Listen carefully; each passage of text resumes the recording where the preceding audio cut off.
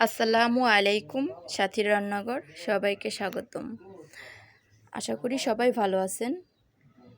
সবাইকে অগ্রিম ঈদের শুভেচ্ছা। চলে যাচ্ছে কোরবানির ঈদ।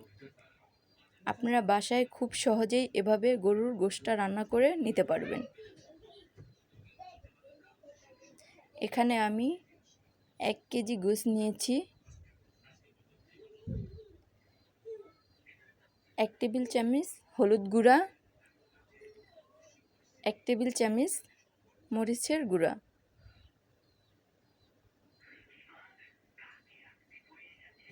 1 টেবিল চামচ আদা বাটা, 1 টেবিল চামচ রসুন বাটা,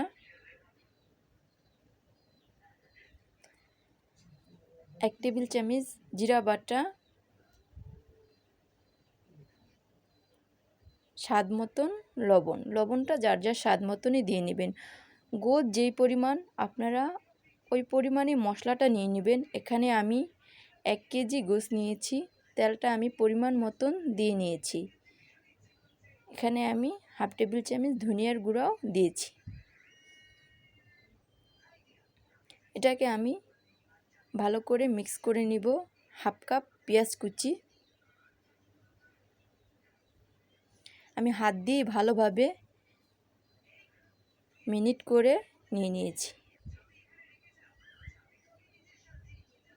এভাবে আমি ঢেকে 10 মিনিট রেখে দিয়েছি। তারপরে চুলায় বসিয়ে দিয়েছি।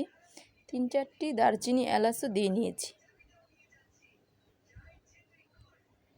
আমি এভাবে গরুর মাংসটাকে ভালোভাবে কষিয়ে নিব।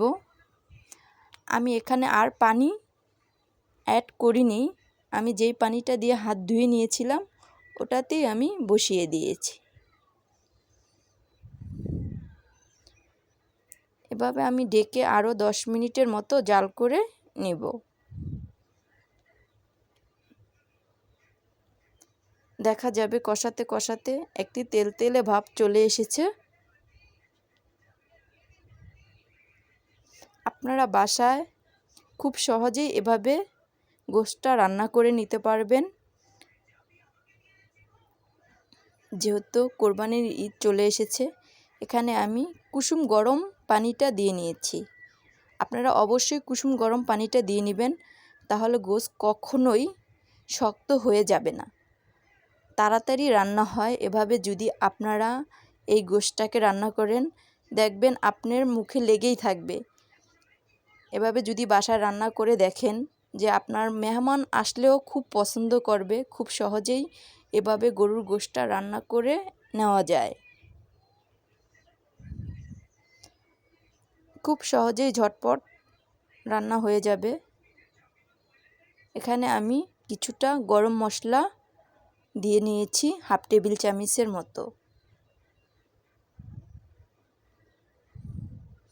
আমার ঘরে থাকা মশলাটাই আমি দিয়ে নিয়েছি।